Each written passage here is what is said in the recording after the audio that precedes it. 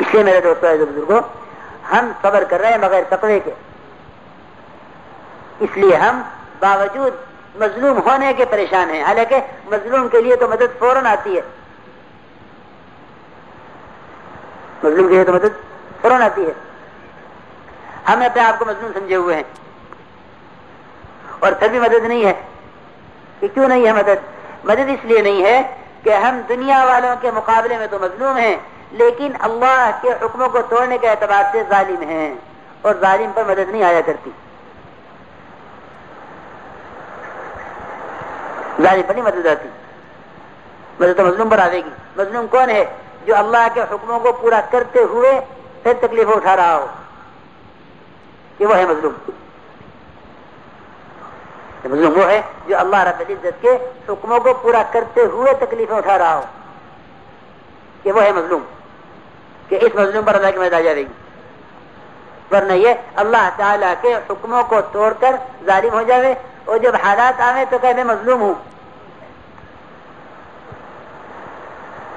اس لیے میرے بزرگوں عزیز دوستو، ہم اپنے یقینوں کو بدلیں اور اللہ کے اور اپنے درمیان اعمال کو اسباب اور یقینی ذریعہ سمجھیں۔ اس راستے سے دین آئے گا،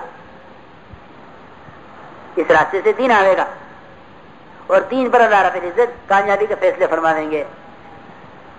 اور اگر تقوی نہ آیا تو بغیر تقوی کے صبر سے کوئی کام نہیں چلے گا۔ اللہ رب العزت نکلنے کا راستہ تقوی پر بناتے ہیں۔ ایمان آئے گا تو تقوی یقیناً آئے گا۔ ایمان کی پہلی علامت ہے تقوی، کہ ایمان آئے گا تو تقوی یقیناً آئے گا، اور تقوی متقی کو حرام سے بچائے گا، تقوی متقی کو حرام سے بچائے گا۔ متقی کہتے ہیں اس کو ہے جو حرام سے بچے، کہ حرام سے کیسے بچے گا؟ کہ تقوی سے۔ اور تقوی کیسے آئے گا؟ کہ ایمان سے، تقوی ایمان سے آئے گا، اور اللہ رب العزت اس کے تقوی پر اس کے لیے راستے کھول دیں گے۔ من یتق اللہ یجعل له مخرجا ویرزقه من حیث لا یحتسب، کہ اللہ رب العزت تقوی پر 5 وعدے فرماتے ہیں۔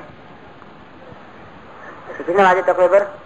5 وعدے تقوی پر، کہ سب سے پہلا وعدہ یہ ہے کہ اللہ رب العزت اس کے نکلنے کا راستہ بنائیں گے، اللہ اس کے نکلنے کا راستہ بنائیں گے۔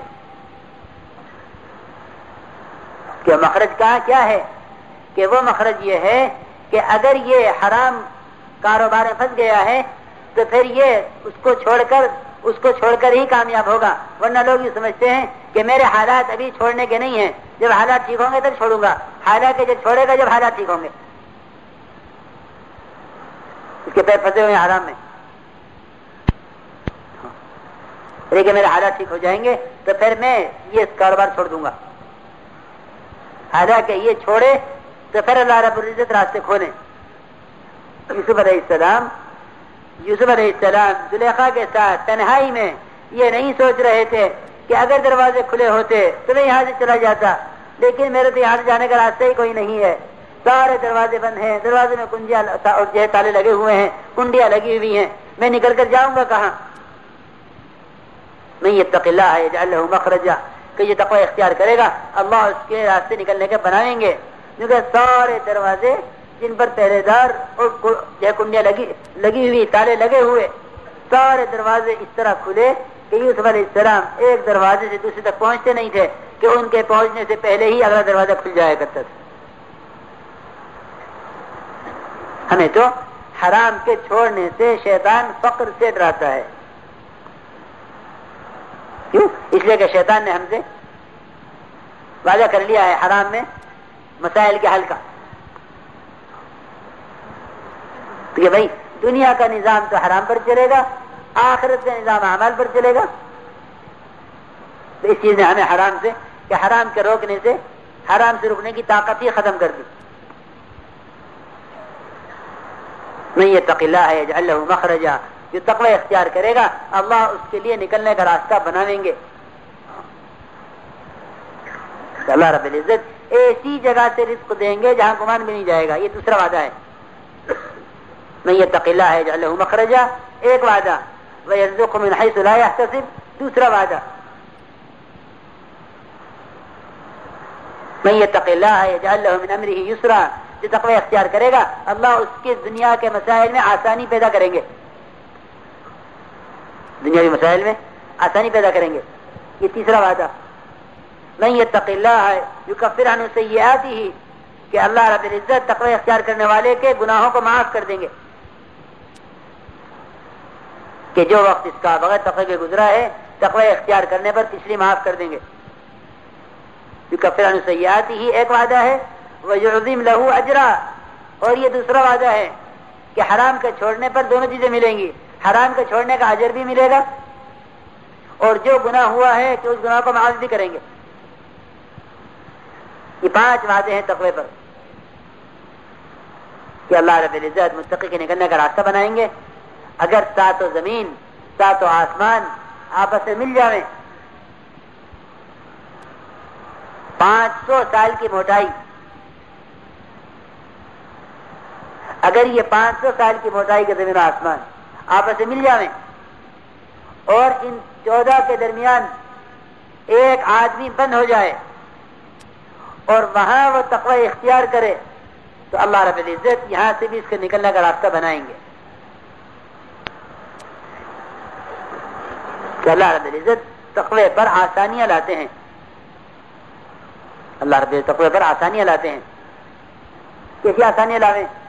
کہ داؤد علیہ السلام کے ہاتھ میں لوہے کو نرم کر دیا، علنا لہ الحدید، کہ ہم نے ان کے لیے لوہے کو نرم کر دیا. کہ یہ لوہا، یہ تو سنا ہے بہت کہ داؤد علیہ السلام کے لیے لوہا نرم ہو گیا تھا، لیکن یہ نہیں معلوم کہ وہ کس بات پر ہوا تھا. کہ کس بات پر؟ وہ تو یہ سمجھتے ہیں کہ ان کو معجزہ دیا گیا ہے، صرف کہ معجزہ دیا گیا کہ لوہا ان کے ہاتھ میں نرم ہو گیا. لیکن یہ معجزہ کہ کس بات پر دیا گیا؟ کہ یہ اس پر دیا گیا ہے کہ داؤد علیہ السلام جو بادشاہت کرتے تھے، خلیفہ تھے، اور وہ اپنے خرچ کے لیے جو بادشاہ کا بیت المال ہوتا ہے، بادشاہ کا خزانہ ہوتا ہے، کہ وہ اس سے اپنی تنخواہ لیا کرتے تھے، کہ خزانے سے لیتے تھے تنخواہ. بادشاہ ہے، بادشاہ کا خزانہ ہے، بادشاہ مالک ہے، کہ بادشاہ سلامت کا خرچ کہاں سے چلے گا؟ کہ بادشاہ سلامت کا خرچ یہ تو ساری رعایا کو چلانے والے ہیں، ان کے خرچ کا کیا مسئلہ ہے؟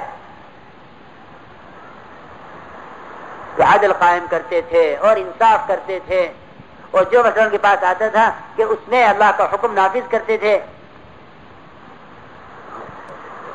اور رات کو اپنا بھیس بدل کر، لباس بدل کر پھرا کرتے تھے گلیوں میں اندھیرے میں، اور لوگوں سے ملتے، پوچھتے کہ بھائی لوگوں بتاؤ یہ داؤد کیسا آدمی ہے، اپنے بارے میں. تو لوگ نہیں پہچانتے کون ہے، تو بھیس بدل کے پوچھتے لوگوں سے کہ بتاؤ یہ داؤد کیسا آدمی ہے.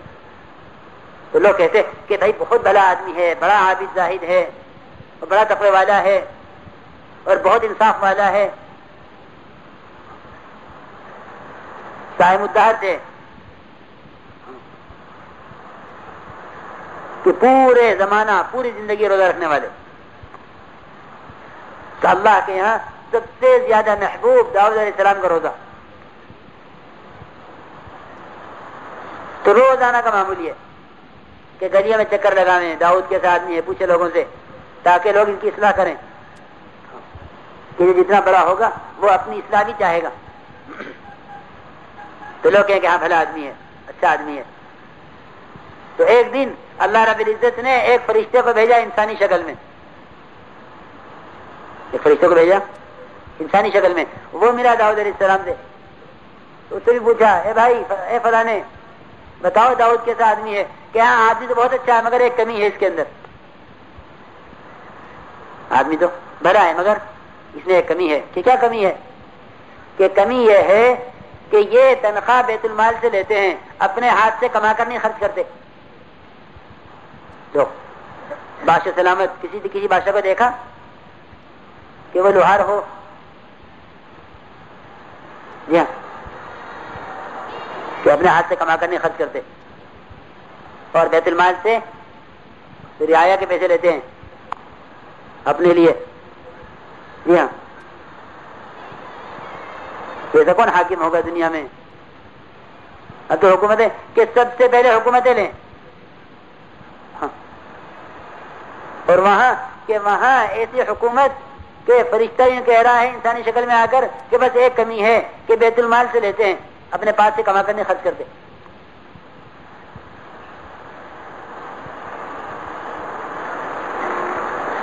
چنانچہ داؤد علیہ السلام نے اسی وقت طے کر لیا کہ آج سے بیت المال سے تنخواہ نہیں لینی ہے۔ تو اللہ رب العزت نے ان کے لیے یہ آسانی کی تقوی پر کہ لوہے کو ان کے ہاتھ میں نرم کر دیا، ورنہ اللہ اس پر قادر تھے کہ بنی بنائی زرا آسمان سے اتار دیتے کہ لو یہ بنی بنائی زرا ان کو بیچو، کہ نہیں تم محنت کرو بناؤ اور ہم آسانی کیا کریں گے کہ لوہے کو تمہارے ہاتھ میں نرم کر دیں گے۔ در کفے داؤد آہن موم کرد کہ داؤد علیہ السلام کے ہاتھ میں لوہے کو ملائم کر دیا، نرم کر دیا، تو وہ زرا بناویں انگلیوں سے ہاتھوں سے۔ تو یہ ہے میرے دوستو بزرگوں کہ تقوی پر اللہ رب العزت آسانیاں پیدا کریں گے۔ من یتق اللہ یجعل لہ مخرجا ویرزقہ من حیث لا یحتسب، اور ایسی جگہ سے رزق دیں گے جہاں گمان بھی نہیں جائے گا، کیونکہ ایمان کے ذوق سے میرے دوستو گمان اللہ کے غیر سے ہو جاتا ہے۔ ابو درداء رضی اللہ تعالیٰ عنہ کا ایسا یقین کہ ہمیں تو دعا سکھلا دی گئی ہے، جو یہ دعا پڑھ لے گا اس پر کوئی آفت نہیں آئے گی۔ تو دعا پڑھ لی ابو درداء رضی اللہ تعالیٰ عنہ نے، اللہم انت ربی لا الہ الا انت علیک توکلت وانت رب العرش الکریم ما شاء اللہ کا